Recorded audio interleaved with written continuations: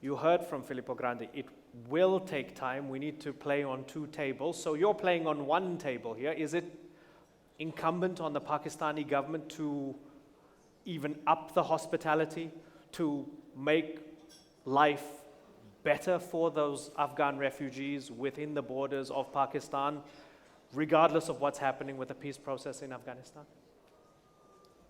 So I think in terms of the hospitality, and just to quote you, Filippo, you talked about the heavy-duty Pakistan's hospitality. I think we should put things in perspective. And from my personal experiences, I recall this was in the early 90s, and I was a new medical officer working in the largest tertiary care hospital closest to the Pak-Afghan border. And I distinctly recall 30% of our patient load used to be Afghans. We never called them refugees. We never put them in waiting lines. We never put them in queues on hospital operation lists. We just treated them as our own. And I think it's important to unpack that word that you said, Filippo, and to understand very clearly that in this country, which had its own political and operational problems, with a severe financial crunch, we opened our primary healthcare services, our hospitals, to every Afghan entering the border. And it has been 40 years since. We made access to primary education free for all Afghan children. And if you look back at that time, we're talking about huge millions of Afghan refugees coming through the border. For a country to exhibit that level of generosity is very unprecedented. And it is not just that. We made access in terms of integration into the economy and the ease of doing business pretty straightforward. And if you go to some of our cities where they were passing through and where they integrated, the entire social fabric had changed. And that put enormous pressure on our infrastructure, on our public delivery systems, and the state exhibited enormous generosity, enormous and unparalleled generosity. And it wasn't just the state, it was the people themselves, because you had to be living in that city to understand the impact on their lives. Because for those poor people, and some of them were poorer than the refugees who were coming in, the cost of rents went up, the transportation fares went up, the labor costs came down, so they were earning less because Afghan refugees would offer themselves for much less. Their business space was crowded out. Their children had less opportunity to go to school. They had to endure much longer waiting lines. And as I said, these were very poor people who opened their houses and their homes, and the hospitality was truly unprecedented. And not even once during the course of those decades did I ever hear any statement that reflected a xenophobic attitude, unfortunately, which was exhibited during recent waves of migration. So I think as a starting point, we should recall, and Secretary General was very generous in acknowledging Pakistan's contributions this morning when he so eloquently spoke. So I think that there's that dimension of hospitality before we talk about now and what we can do that we need to put in perspective. And I was just propelled by your words of, to bring some personal perspectives to the table. What do we do now? And I think that there is also a tremendous opportunity for us to assist, but in a slightly different way, because we're talking about repatriation, we're talking about them going, but there has to be the pull factor there. They have to go back to something that's worthwhile. And I completely hear you, and I completely, because the word of peace is resonating loud. So peace brings investments coupled with the government's ability to accrue benefits equitably will create the job opportunities, and that will make it worthwhile for the Afghans on our side of the border to go back, and that's accepted. But what is it that you can catalyze for the bottom of the pyramid? And that's where the Pakistani experience these days can come into play quite significantly. Because our Prime Minister has a signature initiative called ESAS. ESAS means compassion. SARS is a whole-of-government initiative to embed welfare into the mandate of all ministries. It's a social protection initiative. It's got allied livelihoods and jobs creation initiatives for the bottom of the pyramid, to develop human capital, which we know is so fundamentally important for countries to progress in the economies of the future. And over the last 1 year, we've recognized that there's some strategic coordinated approaches that you can adopt to catalyze the economy at the bottom of the pyramid. We're very happy to share those experiences with our colleagues across the border.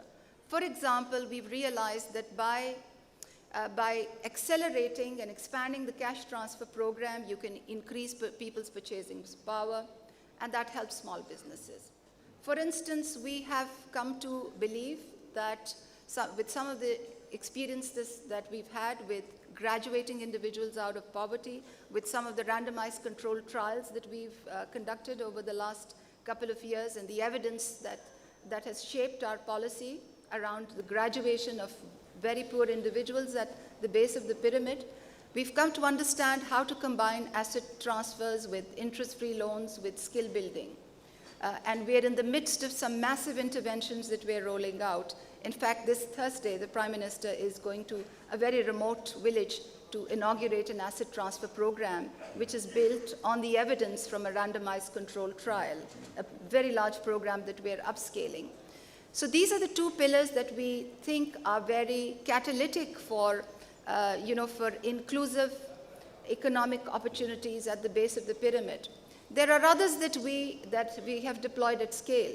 For instance, the combination of financial and digital inclusion and what it does for economies at the base of the pyramid.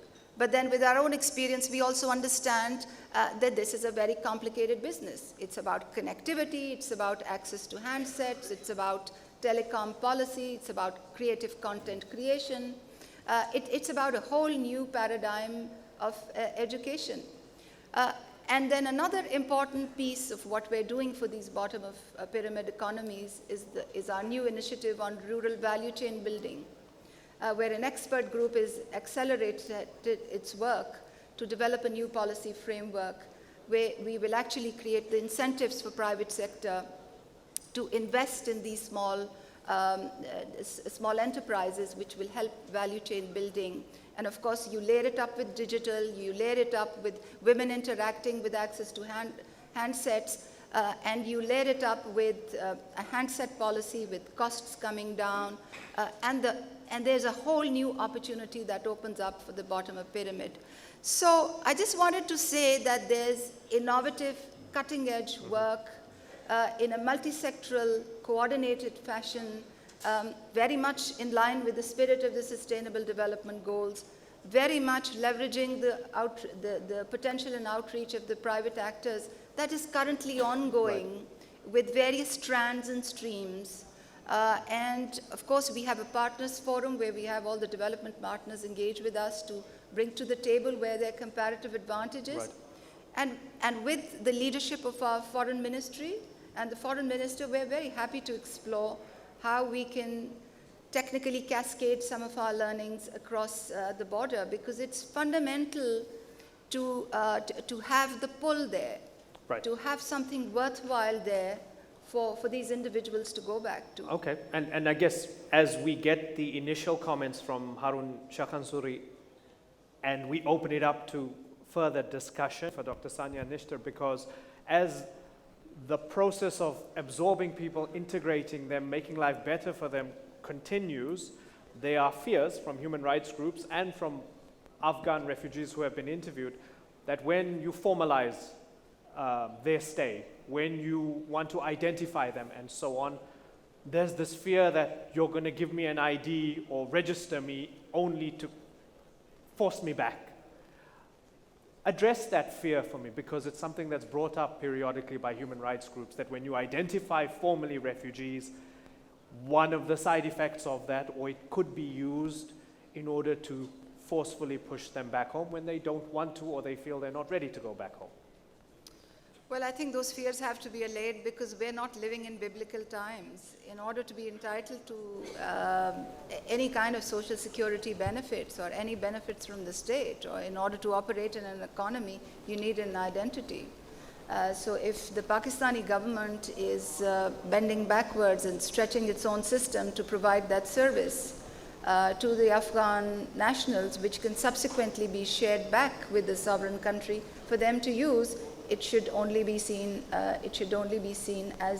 As easing their constraints. I think we need a dedicated campaign around this, because I circle back to that, to the same point. Of course, this is about peace and trade and regional trade and integration and the rest of it. But at the end of the day, it is also about people. It's about that 4-year-old girl who's been excluded from school, and it's about that 30-year-old mother-to-be who's entitled to have a delivery with a skilled birth attendant. And it's about that informal worker who should be in the formal system. And unless we are going to look at it from a people-centered lens, we're not going to solve the problem. I mean, hearing you all speak reminded me of the Maslow's hierarchy of needs. Yeah. I completely understand that at the base of it is security. So unless there's peace and unless people are secure, they're not going to go back. We've had many failed attempts of international agencies paying them stipends, them crossing the border and coming back again because they haven't felt safe. So peace certainly is a starting point, because we know that that's at the base of the Maslow's hierarchy of needs. On top of it is just food and shelter, and on top of it is economic livelihoods and respect and opportunity. And what I'm sharing with you is that there are ways to galvanize economies at the base of the pyramid. There are evidence-driven solutions which could be deployed. And I think that the international community needs to get out of that mode of thinking about this protracted refugee situation from a humanitarian lens. Mm-hmm. If we have to look at it from a solutions lens, then we have to look at the 21st century solutions that can really help you jumpstart. I mean, there's digital, and there's technology, and there's connectivity, and then there's this huge, wild world of opportunity that it opens for you. I mean, in Africa, the Secretary General will bear me out, we are seeing that countries are going straight to 4G and 5G. They are really leapfrogging to a very different era, where solutions in terms of public service delivery, in terms of access to health and education, in terms of so many other things, cascade into their mobile phone stacks automatically. If governments invest in connectivity, in reducing the costs of handsets, a few other strategic things will not just galvanize the economy, but will also benefit welfare in a variety of different ways. Right. We need to think about these solutions with a very different lens. For decades, I've heard about Afghans and them as being part of a very big political theater, and that has to change. Right. We need to think of them as people, and we need to deploy the 21st century solutions, which the market knows how to deploy. This is no rocket science. It just requires a new way of thinking. And it's been a privilege and a pleasure just facilitating this discussion as all these ideas come together and we wrestle with